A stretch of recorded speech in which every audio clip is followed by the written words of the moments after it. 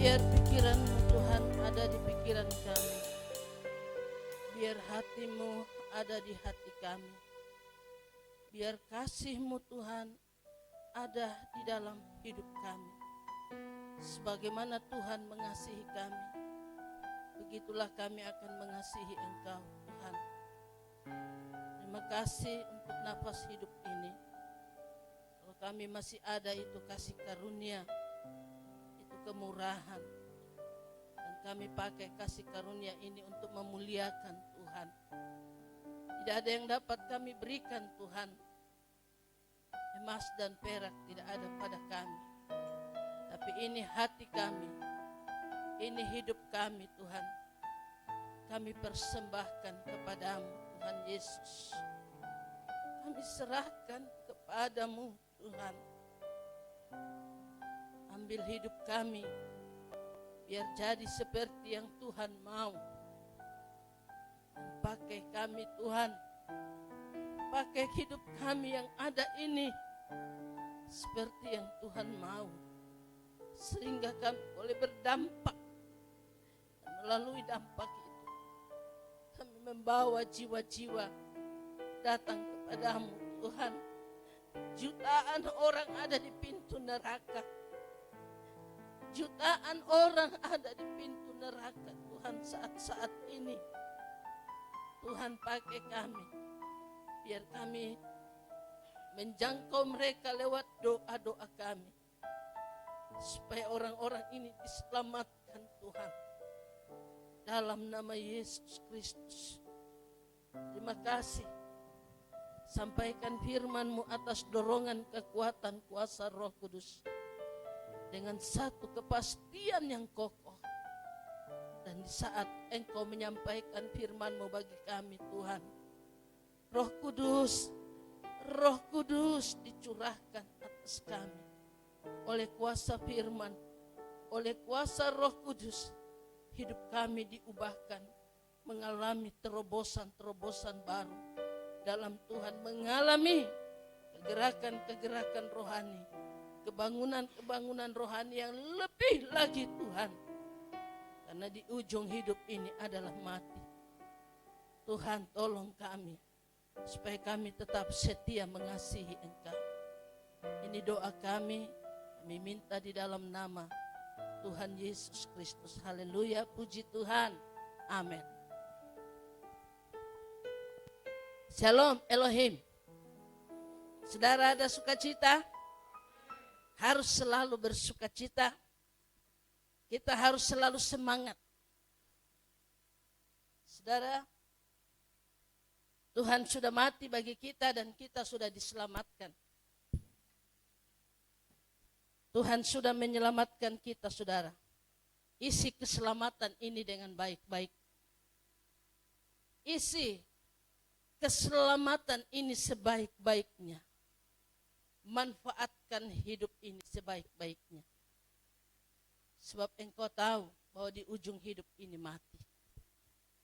Di ujung hidup ini mati. Berapapun umur kita,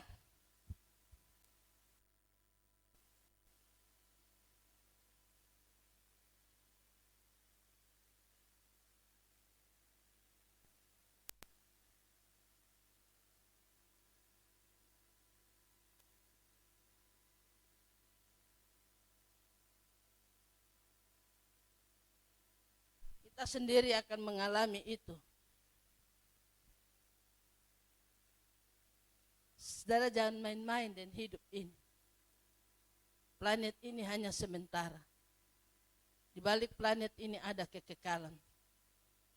Itu sebabnya, mari tetap semangat, tetaplah setia mengasihi Tuhan. Saya seringkali duduk mencucurkan air mata. Saya selalu katakan, Tuhan, perlihatkan kekurangan-kekurangan dalam diri saya. Untuk saya terus perbaiki. Untuk saya terus perbaiki karena saya sedang menuju ke surga. Supaya Tuhan kalau bawa saya ada bersama dengan Engkau. Itu kerinduan saya.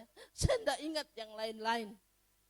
Saya hanya butuh, kalau saya tutup mata, masuk dalam peti. saya ada bersama dengan Tuhan. Hanya itu saja. Makanya saya selalu katakan sama Tuhan, Tuhan perlihatkan kekurangan-kekurangan dalam diri saya, supaya saya perbaiki selagi saya hidup ini. Karena waktu saya sudah tidak panjang lagi, tinggal sedikit. Sudah jam 6 sore dan tinggal sedikit. Waktu yang sedikit ini saya mau manfaatkan dengan sebaik-baiknya. Karena saya tahu di ujung hidup saya itu mati. Mati bukan persoalan bagi saya. Tetapi perjumpaan saya dengan Yesus itu penting. Saudara, jangan remehkan waktu-waktu yang ada ini. Kalau kau masih bernafas sampai hari ini, itu kasih karunia, dan manfaatkan kasih karunia itu sebaik-baiknya. Manfaatkan, saudara. Sebab penyesalan di sebelah sana tidak ada lagi gunanya. Semuanya kau akan tinggalkan, saudara. Kita akan tinggalkan semuanya. Dan waktu kita ada di sana, kita tidak punya waktu untuk memperbaiki. Hanya tinggal penempatannya saja. Jadi saudara ingat baik-baik. Kursi yang saudara duduki itu, jangan saudara biarkan abaikan kosong. Waktu saudara datang beribadah itu diabsen oleh Tuhan. Saudara Ruben, ya. Saudara Oliver, Nathan, hadir. Ucok, ya, itu saudara. Tuhan absen kita. Mama Rimas, hadir. Panando, hadir. Saudara di absen waktu kita ada di sini. Yakoba, tidak ada. Tuhan bilang, ini anak dia kemana? Yakub, terada. Yakobus, ada di dalam Alkitab, tapi dia terdata. Tuhan sedih. Jangan terbiasa, biar tempat duduk kita kosong dalam gereja. Ingat baik-baik, di ujung hidup ini mati. Saudara, satu saat Yesus khotbah tentang roti hidup. Waktu dia khotbah tentang roti hidup, saudara, dia memperkenalkan dirinya sebagai roti hidup. Terjadi masalah di situ, saudara. Lihat Injil Yohanes, pasal yang ke-6.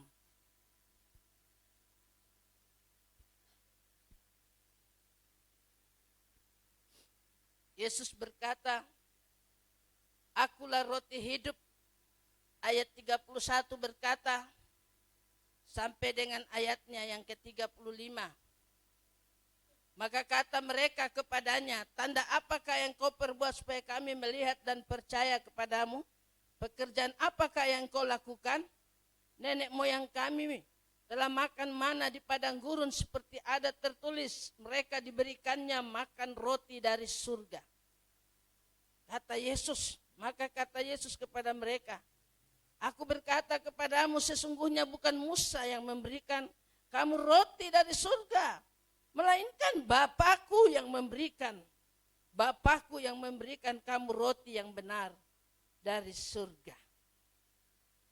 Karena roti yang dari Allah ialah roti yang turun dari surga dan yang memberi hidup kepada dunia. Apa itu roti? Firman. Maka kata mereka kepadanya, Tuhan berikanlah kami roti itu senantiasa. Kata Yesus kepada mereka, akulah roti itu, roti hidup itu. Barang siapa datang kepadaku, ia tidak akan lapar lagi. Dan barang siapa percayaku, ia tidak akan haus lagi. Yesus itu roti. Dia khotbah tentang roti hidup. Dia memperkenalkan dirinya sebagai roti hidup kepada orang-orang Yahudi, saudara yang kekasih. Dia bilang, saya ini roti. Jadi kalau kau makan daging saya, maka kau akan hidup. Kau minum darah saya, kau akan hidup. Coba lihat ayat 41. Timbul masalah pada waktu dia berkata, akulah roti hidup. Maka bersungut-sungutlah orang Yahudi tentang dia. Karena ia telah mengatakan, akulah roti yang telah turun dari surga. Orang bersungut-sungut. Dia bilang, hei kau siapa? Kau bilang kau itu roti yang turun dari surga, memangnya kau siapa? Lalu identitasnya dibuka. Kata mereka, bukankah ia ini Yesus anak Yusuf yang ibu bapaknya kita kenal? Bagaimana ia dapat berkata, aku telah turun dari surga? Ada permasalahan. Dia bilang, kita kenal dia. Kita tahu dia bapak, kita tahu dia mama. Lalu bagaimana bisa dia mengatakan bahwa akulah roti hidup yang turun dari surga? Bagaimana mungkin, sudah? Timbul perdebatan. Lalu ayatnya yang ke-48, saudara lihat. Akulah roti hidup, kembali dia katakan. Akulah roti hidup, lanjut. Nenek moyangmu telah makan mana di padang gurun dan mereka telah mati. Inilah roti yang turun dari surga, barang siapa makan daripadanya, ia tidak akan mati. Itu adalah Yesus sendiri. Akulah roti hidup yang telah turun dari surga. Jikalau seseorang makan roti ini, ia akan hidup selama-lamanya. Dan roti yang kuberikan itu ialah dagingku. Dan akan kuberikan untuk hidup dunia ini. Dia bilang roti yang kuberikan itu adalah sapu daging. Untuk menghidupkan dunia ini. Saudara yang kasih. Orang tidak tahu bahwa Yesus berbicara tentang kematiannya. Di atas kayu salib itu, saudara. Waktu dia bilang, barang siapa makan dagingku, waduh, kalau tadi cuma bersungut-sungut, ayat 52 ini orang-orang Yahudi bertengkar. Orang-orang Yahudi bertengkar antara sesama mereka dan berkata, bagaimana ia ini dapat memberikan dagingnya kepada kita untuk dimakan? Sudah, dia pikir kita ini kanibal kan? Orang pikir, dia anggap kita ini kanibal makan daging manusia. Saudara, tapi mereka tidak paham bahwa Yesus sedang berbicara tentang kematiannya di kayu salib. Daging Tuhan itu adalah roti yang memberikan kita hidup. Saudara yang kekasih, di ayatnya yang ke-54 dia berkata lagi sampai 56. Barang siapa makan dagingku dan minum darahku, ia mempunyai hidup yang kekal. Dan aku akan membangkitkan dia pada akhir zaman. Sebab dagingku adalah benar-benar makanan dan darahku adalah benar-benar minuman. Barang siapa makan dagingku dan minum darahku, ia tinggal di dalam aku dan aku di dalam dia. Kata-kata ini mengguncang orang Yahudi. Dari sampai bertengkar. Bisa bayangkan kalau sudah bertengkar. Dia bilang, wah ini orang mungkin begini. Masa kita makan dia pu daging, minum dia pu darah? Karena mereka enggak paham. Nah, waktu Yesus selesai khotbah, bukan cuma orang Yahudi yang bersungut-sungut dan bertengkar. Oh, murid-muridnya juga marah. Murid-muridnya marah dan bilang, hei, coba lihat ayat 60. Sesudah mendengar semuanya itu, banyak dari murid-murid Yesus yang berkata, perkataan ini keras, khotbah ini keras, pemberitaan ini keras. Siapakah yang sanggup mendengarkannya?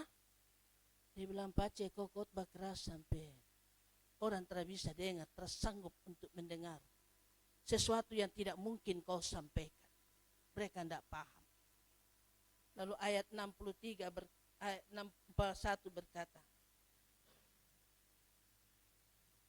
Yesus yang di dalamnya tahu bahwa murid-muridnya bersungut-sungut tentang hal itu, berkata kepada mereka, adakah perkataanku itu menggoncangkan imanmu? Khotbah saya menggoncangkan imanmu enggak? Saudara yang kasih, kalau tergoncang mantap, kalau tidak tergoncang begini. Tapi rupanya khotbah Yesus, pemberitaan Yesus itu begitu keras, sangat keras, menggoncang iman mereka. Zaman sekarang orang tidak suka dengar khotbah yang keras. Sebagai penginjil saya tidak membawa berita, saya tidak menyampaikan firman yang Anda suka dengar. Saya tidak menyampaikan firman yang orang suka dengar. Tapi saya menyampaikan firman yang harus, garis bawahi kata harus, yang harus kita dengar. Karena kata suka mendengar dan harus didengar itu beda. Kemarin saya baru sampaikan firman di Korem. Saya bilang Anda harus dengar yang harus Anda dengar, bukan yang suka dengar. Kau boleh tentara, saya juga Kopassus, Komando Pasukan Kristus. Barang apa jadi? Mari kita berhadapan. Saudara, saya kasih. Nah, adakah firman menggoncang iman kita? Yesus berkata seperti itu, saudara yang kekasih.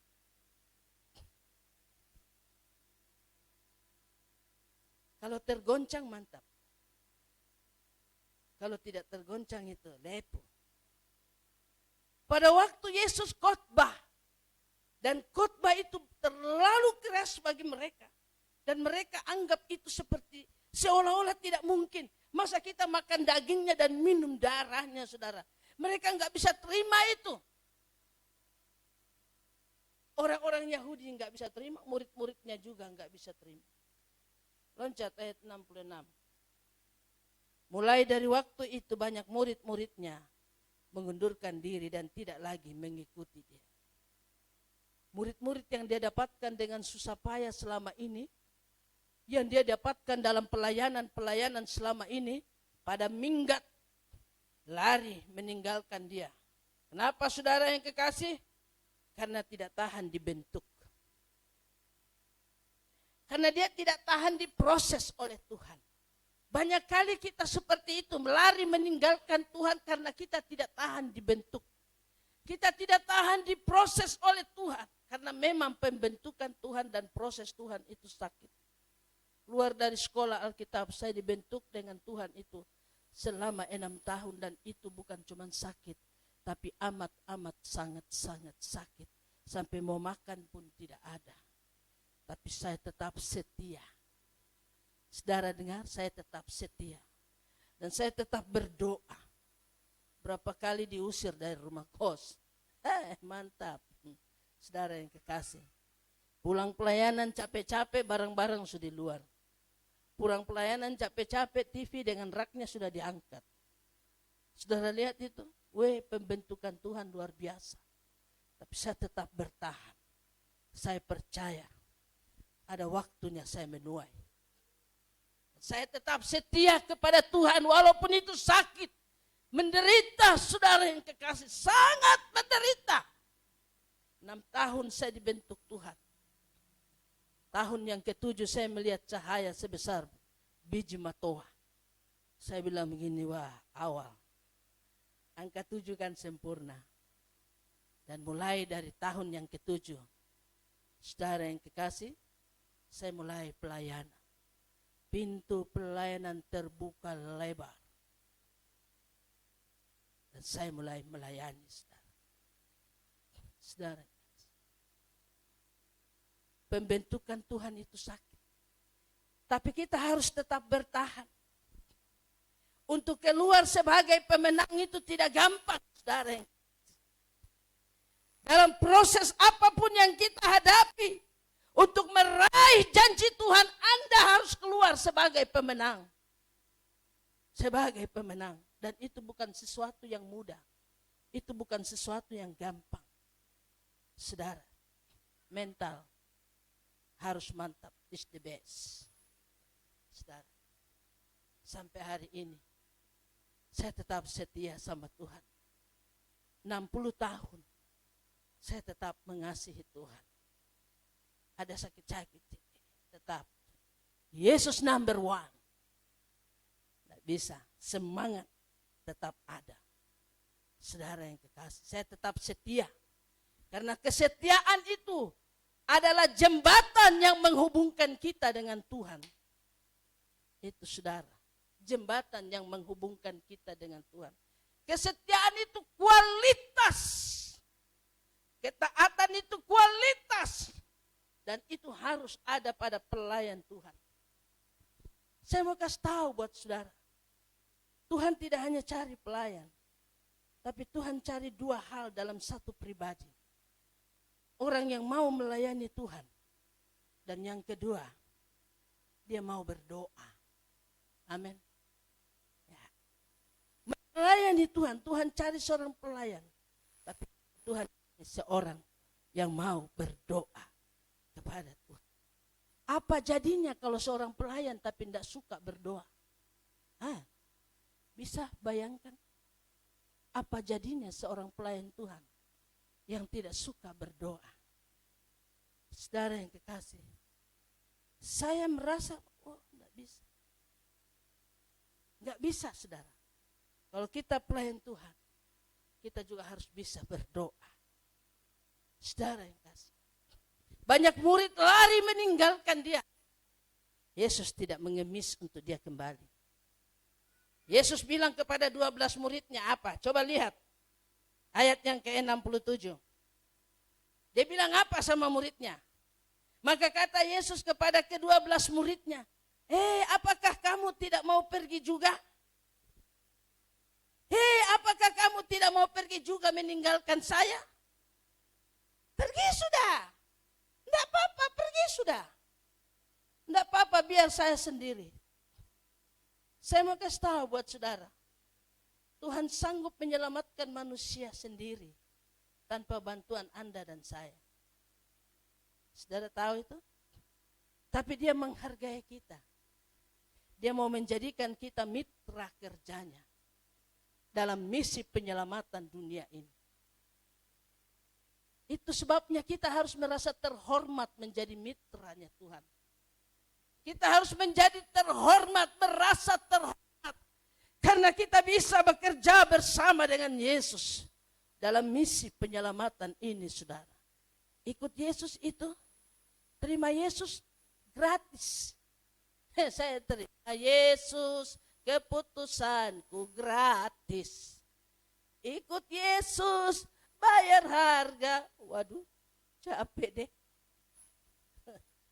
Ikut Yesus bayar harga.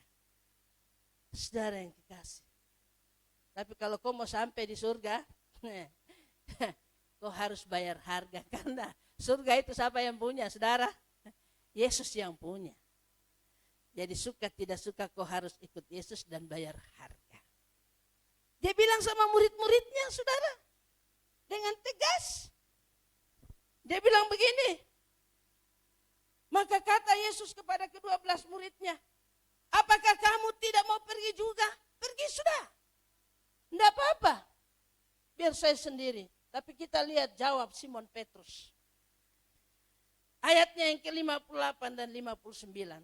Jawab Simon Petrus kepadanya, Tuhan, kepada siapakah kami akan pergi? Perkataanmu, firmanmu adalah perkataan hidup yang kekal. Dan kami telah percaya dan tahu bahwa engkau adalah yang kudus dari Allah. Amin. Firman Tuhan itu perkataan yang hidup, perkataan yang kekal. Itu sebabnya kita harus bersahabat dengan firman. Saudara, firman merubah hidup kita. Firman mengubah hidup kita, saudara. Firman mengubah, membaharui hidup kita. Itu pun kalau kita taati. Tapi kalau kita tidak taati ya, tidak terjadi sesuatu, saudara. Taati firman Tuhan. Kemarin saya katakan, maaf kata Pak Gembala, saya komsel di rumah. Kami awalnya 4 orang. Dan saya percaya ke depan akan datang lebih banyak. Saya katakan sama mereka, surga itu, dengar baik, dengar baik. Surga itu isinya mantan-mantan pendosa. Setuju? Surga itu isinya mantan-mantan pendosa yang mau bertobat. Tapi neraka itu isinya orang-orang berdosa karena tidak pernah mau bertobat. Saudara yang kekasih. Ya, nggak usah jauh-jauh, lah. Surga itu diisi dengan mantan-mantan pendosa. Mantan-mantan pendosa. Sebesar apapun dosanya, semerah seperti kermisi kain kesumba. Kalau dia bertobat dan jadi mantan pendosa, dia ada di surga. Tetapi saudara, neraka itu diisi dengan orang-orang berdosa yang tidak pernah ingin bertobat. Selamat. Itu sebabnya firman Allah mengubah hidup kita, saudara. Firman Allah merubah hidup kita. Kita harus mengalami perubahan dalam hidup ini. Harus mengalami perubahan dalam hidup ini, saudara. Dan itu buktikan bahwa saudara dan saya mengalami pertumbuhan. Kalau kita nggak pernah berubah, itu menunjukkan kita nggak pernah bertumbuh di dalam Tuhan. Rajin masuk keluar gereja, tapi kita nggak pernah bertumbuh. Karena tidak pernah mengalami perubahan. Kalau kita mengalami perubahan dan mengalami pertumbuhan di dalam Tuhan, itu bukti bahwa Anda dan saya mengasihi Tuhan. Setuju? Lihat saja. Kalau orang nggak berubah itu karena dia nggak bertumbuh. Dia nggak pernah mengalami pertumbuhan iman, pertumbuhan rohani dalam hidupnya. Rajin masuk gereja, tapi nggak pernah bertumbuh. Saudara yang kasih. Perubahan itu penting. Kalau kita mengalami perubahan dan pertumbuhan, itu membuktikan bahwa Anda dan saya itu mengasihi Tuhan. Itu sebabnya terlepas. Kita perlu membebaskan diri dari hal-hal yang tidak sesuai kehendak Tuhan yang menghalangi kita masuk surga. Saya mau kasih tahu, dosa itu membuat orang mati rasa terhadap Tuhan. Setuju, Pak? Dosa itu membuat kita mati rasa dengan Tuhan. Sehingga keinginan untuk mengasihi Tuhan tidak pernah ada. Keinginan untuk berdoa itu enggak pernah ada. Keinginan untuk baca firman, memuji, menyembah itu enggak pernah ada. Banyak orang melayani Tuhan. Betul dia melayani Tuhan, tapi dia enggak pernah mengasihi Tuhan. Tidak pernah mengasihi orang yang dia layani itu. Ini fatal. Saudara. Kita melayani Tuhan tapi kita enggak pernah menghormati. Dan tidak pernah mengasihi orang yang kita layani. Saudara, betul enggak? Kita melayani Tuhan, kita melayani pekerjaan Tuhan, tapi kita enggak pernah memberikan hati kita dan hidup kita kepada Tuhan. Hati-hati, saudara.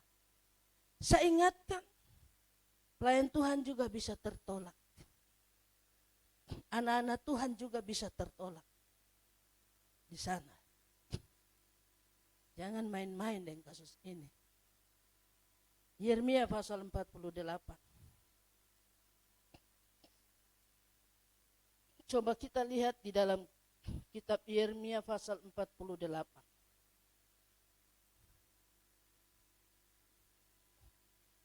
Tolong tampilkan Yeremia pasal 48 ayatnya yang ke-10. Bagian A-nya saja. Perhatikan di situ. Terkutuklah orang yang melaksanakan pekerjaan Tuhan dengan lalai, dengan malas, dengan tidak setia. Masa bodoh. Datang kagak urusan gue EGP. Lihat, terkutuklah orang yang melaksanakan pekerjaan Tuhan dengan lalai. Masa bodoh, malas tahu. Malas, EGP. Itu Alkitab yang bicara, bukan Bunda yang bicara. Nah, itu sebabnya saudara yang kekasih, yang saya kasihi dari Tuhan, Petrus dia menjawab dengan jelas, Tuhan, Kepada siapakah kami akan pergi? Perkataanmu adalah perkataan hidup dan kekal. Dan kami telah percaya dan tahu bahwa Engkau adalah yang kudus dari Allah. Kita percaya, kita tahu bahwa Yesus yang kudus dari Allah. Tapi kita seringkali kurang mengasihi, bahkan tidak mengasihi Dia. Hati-hati saudara, saya mau ingatkan terus, di ujung hidup ini mati. Di ujung hidup mati. Kalau orang mati jadi jenazah. Ratu Elizabeth mati jenazah. Presiden Jokowi mati jenazah. Saudara dan saya mati jenazah. Gelandangan mati di bawah kolong jembatan jenazah. Semua orang kalau mati di planet bumi ini hanya satu kata, jenazah. Jenazah. Hati-hati, manfaatkan hidup ini dengan baik, saudara yang kasih. Banyak orang gagal berubah, kenapa? Karena ikatan. Kelihatannya kita bebas, padahal kita menjadi orang yang sangat terikat. Masuk keluar gereja tapi kita terikat dengan musuh Allah. Ada banyak musuh Allah dalam hati kita. Saudara yang kasih, terikat. Lalu kita seperti anjing yang terikat dengan tali 3 meter. Saudara. Saudara lihat kalau anjing terikat dengan tali 3 meter. Dia jalan-jalan. Jalan-jalan. Dia mundur lagi. Paham ya? Dia jalan lagi, dia lihat anjing, ada anjing lain datang, wih dia semangat, dia jalan-jalannya, mundur lagi. Dia maju, mundur lagi. Dia mundur lagi. Dia nggak pernah maju-maju. Nah, kita kadang-kala seperti itu. Persis anjing. Tahu anjing dog? Persis anjing yang terikat. Makanya nggak pernah maju. Enggak pernah berubah, apalagi bertumbuh di dalam Tuhan. Saudara, mari kita belajar dari Alkitab. Bukan dari pendeta, karena pendeta juga ada di neraka. Jangan kita, orang gagal berubah karena terikat. Lalu hidup terikat seperti anjing. Padahal Alkitab bilang, perkataanmu adalah perkataan hidup yang kekal. Saudara yang kekasih, mari kita lepaskan hidup kita dari hal-hal yang menghalangi kita masuk surga. Semakin kita mendekat dengan Tuhan, semakin banyak saudara yang kekasih, hal-hal buruk terpangkas dari hidup kita. Itu sebabnya mari kita semakin mendekat supaya hal-hal yang buruk itu terpangkas. Jangan kita jadi dog yang terikat dengan tali 3 meter, saudara yang kekasih. Coba kita lihat. Jadi di sini murid-muridnya marah karena perkataan Yesus terlalu keras. Marah. Khotbah Yesus keras. Pemberitaan firman yang disampaikan Yesus terlalu keras. Dorang marah dia. Baca. Lain kali kau kalau khotbah jangan yang seperti itu. Coba lihat Matius pasal 15. Injil Matius pasal 15. Di sini saudara, Yesus berkhotbah menentang adat istiadat. Khotbah Yesus keras. Jadi di hadapan Farisi dan ahli Taurat, Yesus berkhotbah tentang adat istiadat. Manusia memakai adat istiadat untuk menggeser hukum Allah, perintah Allah. Tapi Yesus memakai firman Allah untuk menggeser adat istiadat. Saudara, coba lihat Injil Matius 15 ayatnya yang ketiga. Tetapi jawab Yesus kepada mereka, kamu pun melanggar perintah Allah demi adat istiadat nenek moyangmu. Saudara, sekarang ini orang lebih terikat dengan hukum adat. Dan bukan 10 yang saya temukan. Banyak. Saudara.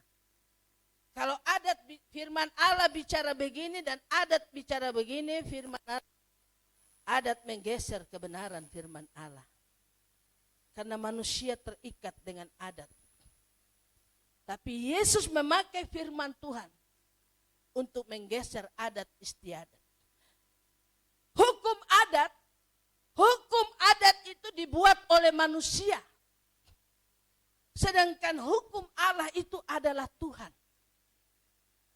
Hukum adat tidak pernah bisa menyelamatkan manusia dan membawa manusia sampai ke surga. Tapi hukum Allah membawa kita sampai di surga. Orang boleh berkorban puluhan juta, ratusan juta, miliaran untuk mendukung adat. Tapi untuk mendukung pekerjaan Tuhan, pelayanan Tuhan, saudara, dan itu ditentang oleh Tuhan. Itu sebabnya dia berkata, berani sekali kau menggeser hukum Allah karena hukum adat, dan kau berpegang kepada hukum adat. Secara khusus kita di Indonesia seperti ini. Masuk keluar gereja, masuk keluar tempat ibadah. Entah itu tempat ibadah model apapun. Keluar masuk keluar. Tapi terikat dengan hukum adat. Saudara. Nah itu sebabnya Tuhan memakai kebenaran firman Tuhan untuk menggeser itu hukum adat. Lalu dia katakan, saudara yang kekasih, di dalam ayatnya yang ke-6, ayatnya yang ya betul sudah 6, maklum mata. Orang itu tidak wajib lagi menghormati bapak ibunya. Dengan demikian firman Allah kamu nyatakan tidak berlaku demi adat istiadatmu sendiri. Jadi Yesus betul-betul tidak kompromi dengan adat. Ayat 4 berkata, ayat 5, sebab Allah berfirman, hormatilah ayahmu dan ibumu. Dan lagi siapa yang mengutuki ayahnya atau ibunya pasti dihukum mati. Tetapi kamu berkata, barang siapa berkata kepada ibunya, apa yang ada padaku yang dapat digunakan untuk pemeliharaan orang tua ibumu itu sudah digunakan untuk persembahan kepada Allah. Itu karena adat. Bukan karena mereka mengasihi Tuhan, itu karena adat.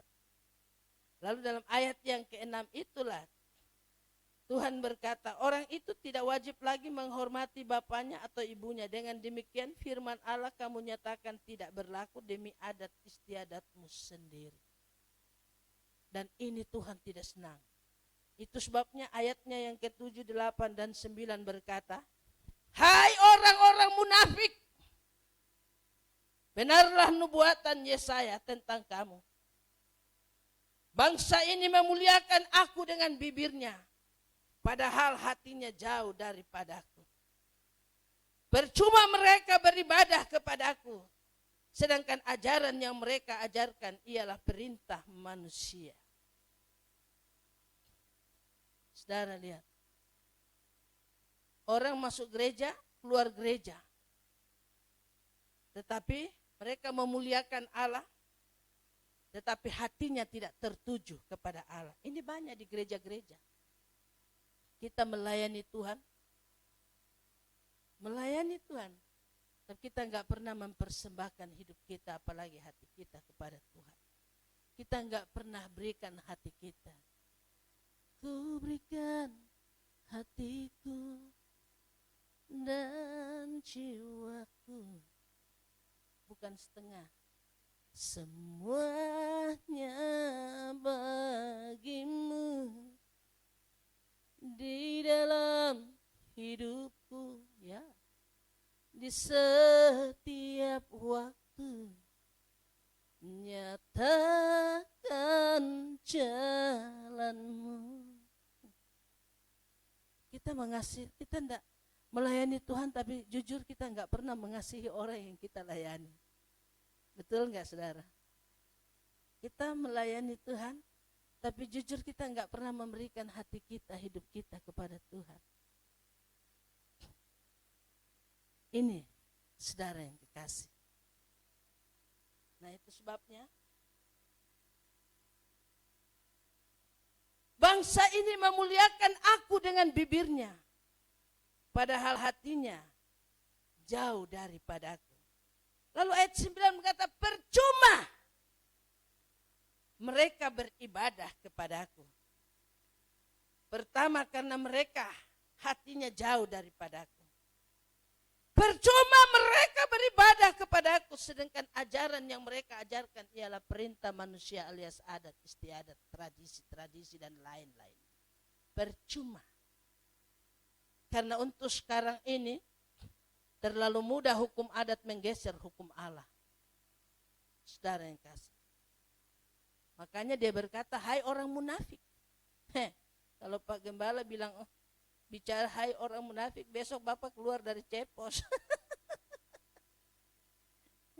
Kalau ada pendeta berani bicara khotbah, hai orang-orang munafik, besok itu pendeta keluar dari cepos.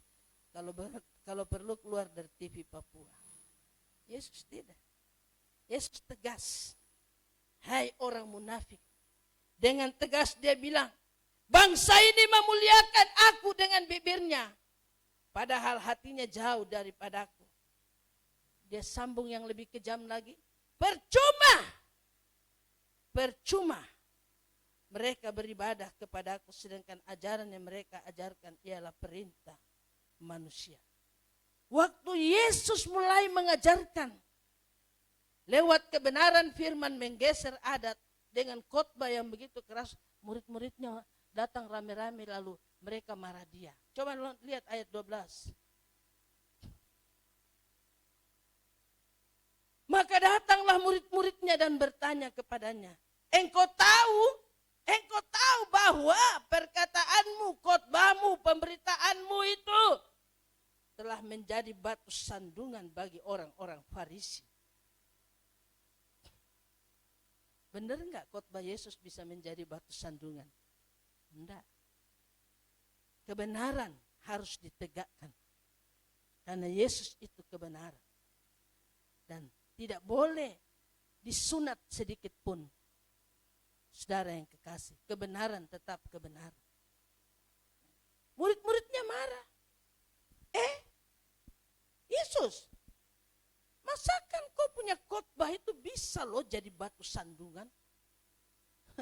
Kalau manusia khotbah jadi batu sandungan, oke, tidak ada masalah. Tapi kalau Yesus khotbah jadi batu sandungan,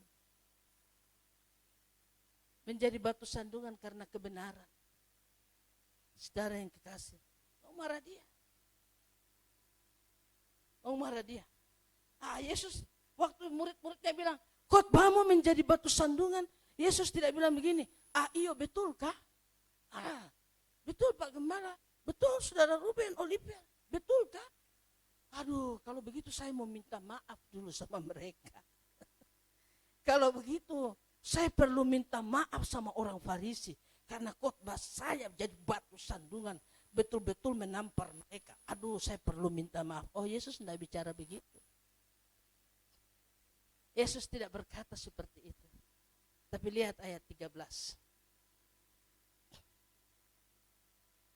Tapi jawab Yesus, setiap tanaman yang tidak ditanam oleh Bapakku yang di surga akan dicabut dengan akar-akarnya. Keterikatan dengan adat istiadat harus dicabut dari hidup kita dengan akar-akarnya, saudara yang kekasih. Kebiasaan buruk, hal-hal yang buruk, hal-hal yang tidak benar, yang tidak berasal dari Allah, yang ada di dalam hati kita, yang ada di dalam pikiran kita oleh kuasa firman itu harus dicabut. Dicabut dengan akar-akarnya, saudara yang kekasih.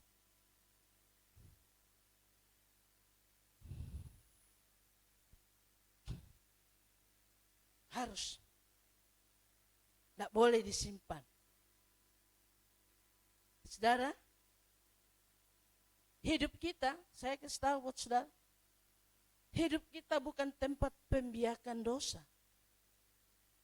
Bukan tempat pembiakan dosa, supaya dosa itu terus dibiak. Orang biak. Jangan menjadikan hidup kita tempat pembiakan dosa. Dan jangan menjadikan hidup kita freezer untuk mengawetkan dosa. Saudara, saya mau kasih tahu buat saudara, kenapa kita tidak, karena firman tidak pernah punya ambil tempat dalam hati kita. Karena dipenuhi dengan musuh Allah, amarah, dendam, kebencian, sakit hati, kepahitan, iri hati, sombong, dan lain-lain. Ada banyak dosa, ada banyak kejahatan tersimpan dengan rapi dalam hati kita, sehingga firman tidak punya tempat lagi dalam hidup kita. Tolong tampilkan Yakobus pasal 1. Tolong tampilkan Yakobus pasal 1. Ayatnya yang ke-21. Yakobus pasal 1 ayat 21. Sebab itu buanglah segala sesuatu yang kotor dan kejahatan. Lihat, kejahatan yang begitu banyak. Itu, dan terimalah dengan lemah lembut firman yang tertanam dalam hatimu, yang berkuasa menyelamatkan jiwamu. Saudara, kita bisa dengar firman banyak. Pertanyaannya, tersimpan gak firman itu di hati kita? Kalau tidak tersimpan, menunjukkan bahwa ada musuh Allah banyak di dalam diri kita. Makanya khotbah saya musuh Allah dalam rumah Tuhan. Siapakah rumah Tuhan itu? Sudah kita. Ibrani pasal 3 ayat 6 berkata kita adalah rumah Tuhan. 1 Korintus 3 ayat 16 dan 17 kita adalah bait Allah dan roh Allah ada di dalamnya. Saudara, banyak musuh Allah dalam rumah Tuhan. Dan itu membuat firman tidak punya tempat dalam hati kita. Itu sebabnya saudara, kita harus buang. Buang itu, keluarkan itu dari hidup kita. Jangan diawetkan dalam hati kita, dan jangan kau pulang ke surga pulang ke sana nanti bawa oleh-oleh dari bumi. Itu kau bawa oleh-oleh itu ke sana, Tuhan bilang aku tidak mengenal engkau, out. Buang saudara yang kasih. Dan untuk membuat hidup kita bisa menjadi benar. Mazmur 119. Coba lihat. Mazmur pasal 119.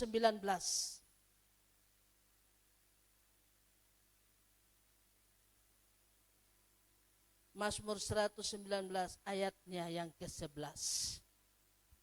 Saudara yang kekasih, firman Tuhan berkata apa? Jelas-jelaskah?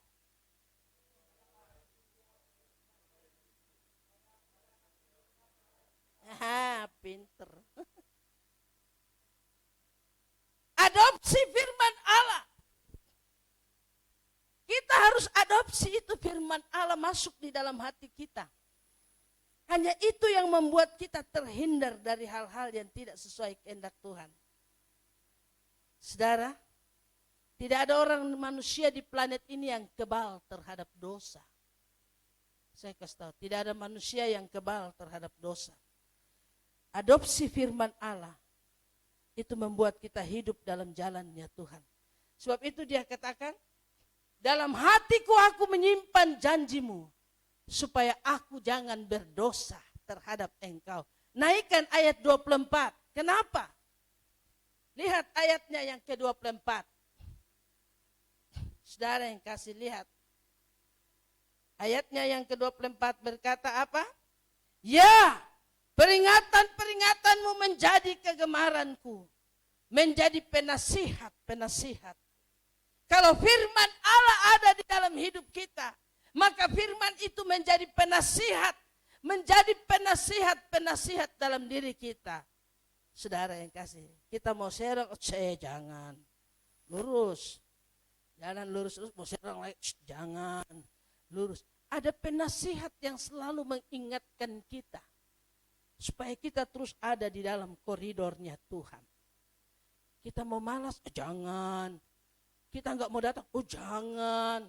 Kita mau lalai, jangan. Ada penasihat yang selalu menasihatkan kita, mengingatkan kita. Naikkan ke 105. Ayat 105. Firman-Mu pelita bagi kakiku dan terang bagi jalan-jalan. Adopsi firman Tuhan. Karena firman itu pelita bagi kaki kita dan terang bagi jalan-jalan kita. Belajar simpan firman Tuhan dalam hatimu, saudara yang kekasih. Belajar. Kenapa firman Tuhan harus diadopsi?